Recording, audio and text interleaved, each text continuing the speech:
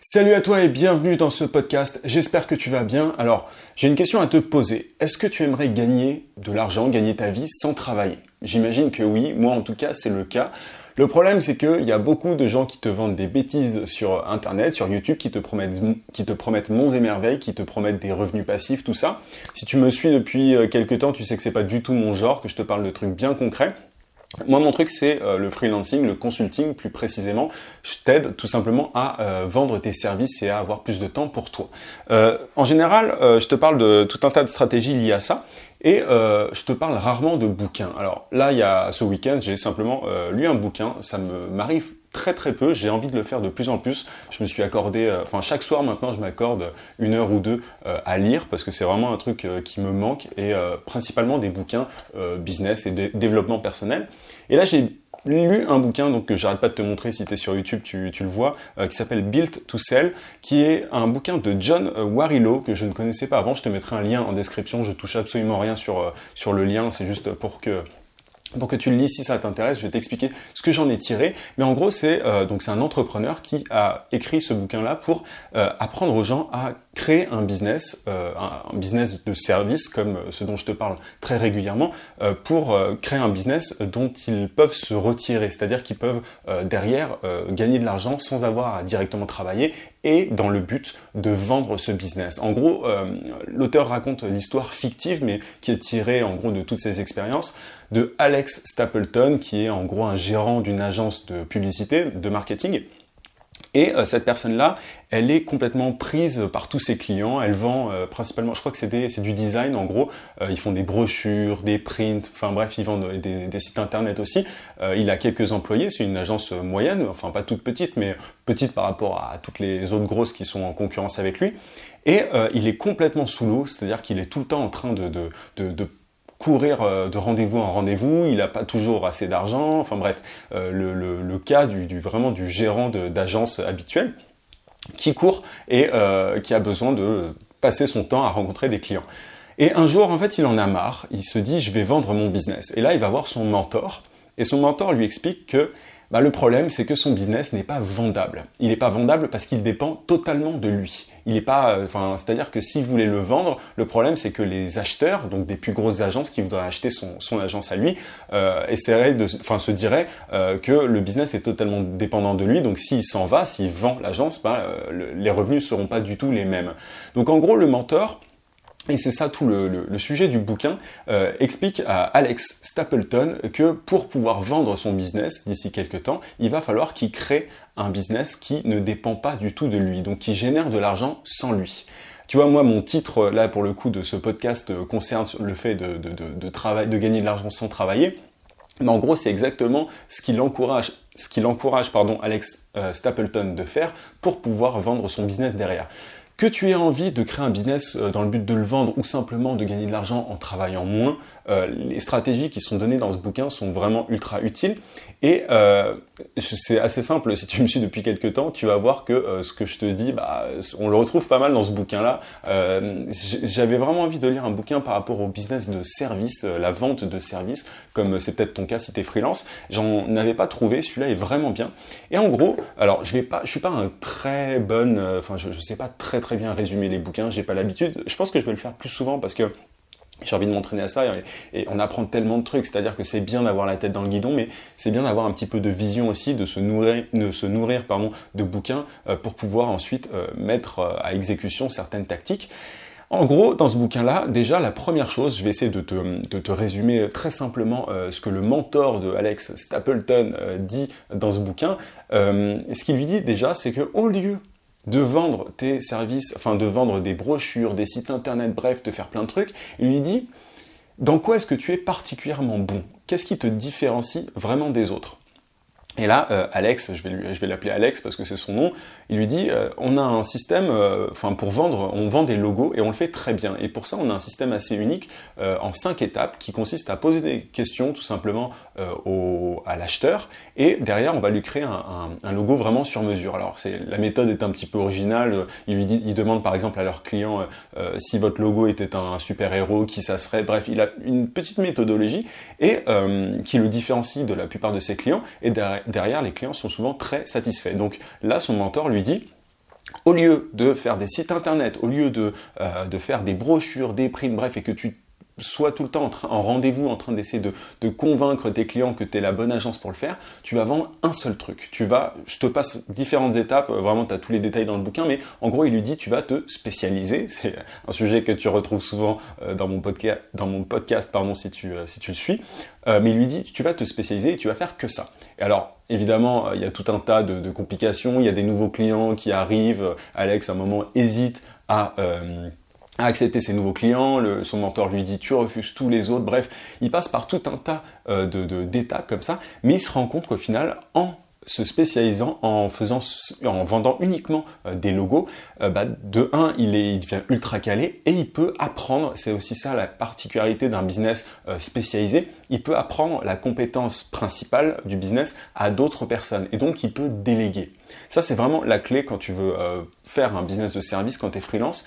Si tu peux apprendre ta compétence principale, enfin ce que tu vends à quelqu'un d'autre, tu peux déléguer et donc te retirer du business.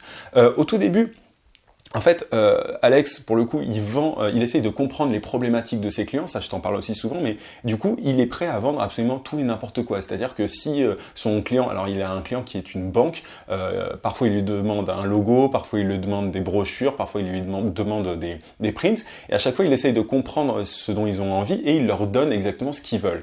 Et là, en fait, son mentor lui dit de faire vraiment l'inverse, de refuser tout ce qui sort de son histoire de logo, de sa méthode particulière pour créer un logo.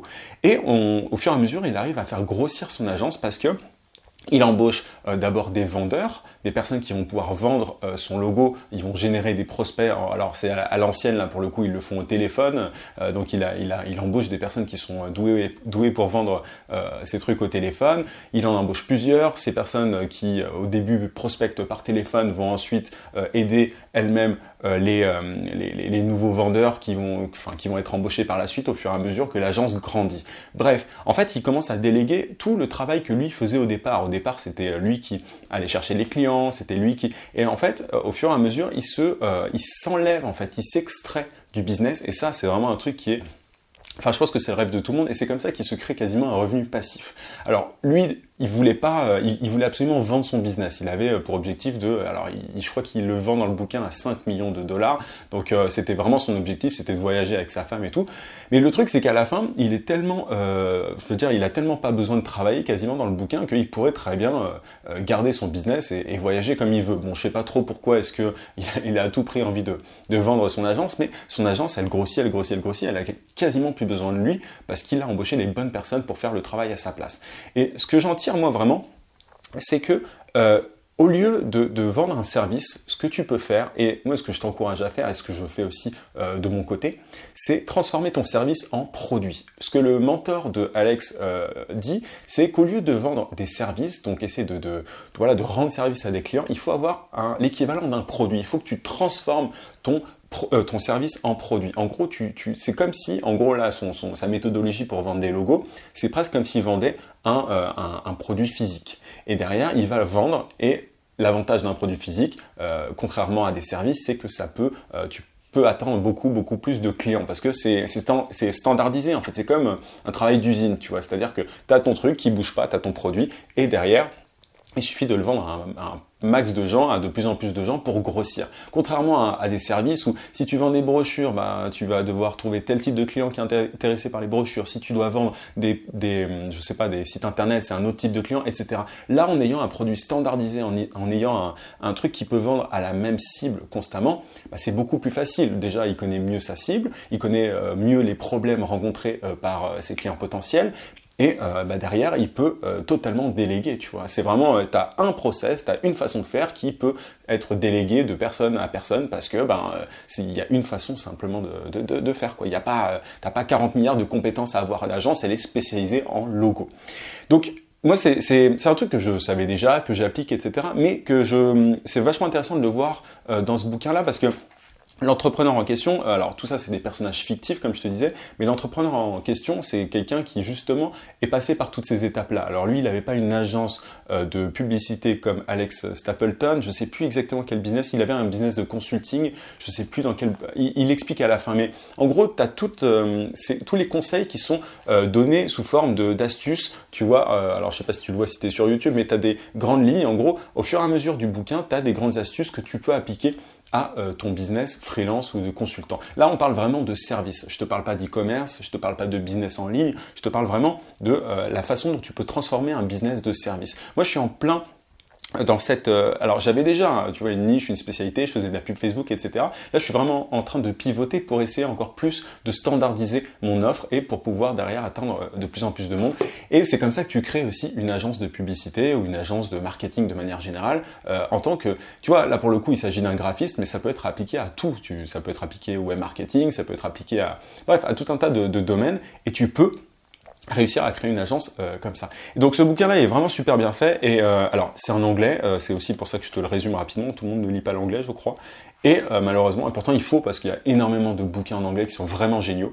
Et pour le coup, donc tous les conseils sont prodigués au fur et à mesure de cette fiction, mais à la fin, l'auteur, ce qu'il fait, c'est qu'il donne des expériences vraiment, pour le coup, par rapport à sa vie à lui, qui ne sont pas du tout fictifs, et il revient sur les différents conseils donnés au fur et à mesure. Franchement, je te dis pas tout là, parce qu'il y a énormément de trucs dans ce bouquin, mais c'est des choses que je te dis souvent dans le podcast, enfin, c'est des conseils, souvent, je me rends compte que voilà, tout ça, il y a plein de trucs que j'ai déjà dit, et là, même la spécialisation, etc., c'est quelque chose que je dis souvent, tu le sais si tu me suis. Mais ce qui est intéressant, c'est et là où j'ai eu un petit où j'ai appris un truc en fait, c'est ce qui m'intéressait, c'était le concept de standardisation. Le fait de standardiser un produit au lieu de s'éparpiller. Tu vois, moi par exemple, pas plus tard qu'hier, on me demandait un truc qui avait rien à voir avec ce que je faisais d'habitude. Bah là, je refuse. Il y a plein de trucs que je refuse et en général, c'est parce que ça sort en fait de mon produit en fait que je suis en train d'essayer de créer. Au fur et à mesure, j'essaie de me concentrer vraiment sur un seul truc. J'ai encore pour l'instant de la pub Facebook. Je te dis que tu peux avoir souvent plusieurs spécialités, mais le mieux, c'est quand même quand tu n'en as qu'une et que tu fais grossir ton produit, enfin que tu vends ce produit unique à de plus en plus de gens. Après, tu peux te diversifier, mais c'est quand même un énorme avantage d'avoir un seul produit parce que, encore une fois, tu peux tout déléguer et gagner de l'argent sans travail. Et je veux dire, à la fin, le mec, il a quasiment plus rien à faire parce que il a créé un business qui peut prospérer sans lui. C'est ça le sous-titre du livre, créer un business qui peut prospérer sans vous. Et c'est pour ça que je te dis que tout ça, c'est pas du bullshit, je te parle pas de revenus passifs. Il y a énormément de travail en amont. Là, pour le coup, avant de vendre son agence comme il le souhaite dans le bouquin, je crois qu'il se passe 2 ou 3 ans, un truc comme ça. Donc, c'est loin d'être la formule miracle, la solution miracle qui te permet de gagner ta vie en étant sous les cocotiers. C'est pas du tout ça. Et moi, tu sais que si tu me suis depuis un petit temps, encore une fois, tu sais que je promeux pas ça du tout. Je considère que tu peux avoir des revenus passifs, mais seulement après énormément de travail et surtout en étant stratégique. C'est pas qu'une question de boulot. Là, le mec dans le bouquin, il travaille énormément, c'est inspiré d'une histoire vraie. Donc voilà, l'entrepreneur John Warrillow, pour le coup, a énormément travaillé avant d'en arriver là. Donc c'est une stratégie, c'est-à-dire qu'il faut, en plus de travailler, il faut travailler intelligemment. Mais je pense que les deux vont de pair. Il suffit pas de travailler, il suffit pas d'être intelligent. Il faut vraiment faire les deux. Il faut mettre énormément d'efforts et on le voit honnêtement dans le bouquin et résister à tout un tas d'obstacles pour pouvoir ensuite créer un business qui peut prospérer sans nous. Et je pense que c'est l'objectif d'absolument tout le monde. Donc je t'invite vraiment à lire ce bouquin. J'ai l'impression d'être critique littéraire aujourd'hui, mais enfin c'est pas du tout. Enfin, je t'ai parlé de quelques trucs, honnêtement, je te donne vraiment un aperçu. Et le concept que je voudrais que tu tires de ce podcast, tout simplement, c'est la standardisation de tes services. En gros, essaye. Alors, c'est mal dit et puis c'est pas forcément ce que tu as envie de faire, mais le mieux pour pouvoir grossir, c'est simplement transformer ton business de service en usine, en créant un produit unique que tu peux vendre. Et c'est comme ça qu'un business est scalable. Scalable, c'est-à-dire que tu peux grossir de manière automatisée. C'est en ayant un produit unique et non pas en te dispersant, en faisant 10 milliards de trucs différents. Donc voilà, si tu es freelance, consultant, bref, si tu vends tes services de manière générale, c'est la meilleure solution, c'est le meilleur moyen de pouvoir gagner ta vie en travaillant le moins possible. Aujourd'hui, tu es peut-être dans cette situation-là où tu peux pas refuser des clients, tu peux pas, tu vois, tu es obligé de tout accepter, même si ça sort un peu de ton domaine de compétences, et du coup, tu vis notamment avec le syndrome de l'imposteur. Tout ça, tu peux t'en débarrasser si tu te spécialises un max, pardon, j'arrive plus à parler. Je fais mon podcast un petit peu tard aujourd'hui, mais bref, j'espère que tu as compris. Je t'invite encore une fois à lire le bouquin si tu lis l'anglais, sinon en tout cas à t'intéresser à une niche précise et à essayer de vendre un produit unique plus que différents services. Voilà un petit peu ce que je voulais te dire aujourd'hui. C'est peut-être une redite par rapport à ce que je te dis d'habitude, mais enfin, tu vois, même moi en me formant continuellement, en apprenant tout un tas de choses, je reviens tout le temps à ces concepts-là. Donc c'est vraiment, vraiment important de les comprendre et surtout de les mettre en œuvre. Voilà, je fatigue, je te laisse. Je te rappelle que tu peux télécharger ma formation vidéo gratuite pour trouver des clients rapidement en freelance. Si tu es sur YouTube, il suffit de cliquer sur le i en haut de la vidéo. Si tu es dans le podcast, tu as le lien dans la description. Je t'invite aussi sur YouTube à t'abonner à la chaîne et à liker la vidéo, à mettre un gros pouce si ce n'est pas déjà fait. Tu peux aussi mettre un petit like sur SoundCloud. Je te dis à demain 18h comme d'habitude. En attendant, n'oublie pas, vie sans limite. À plus.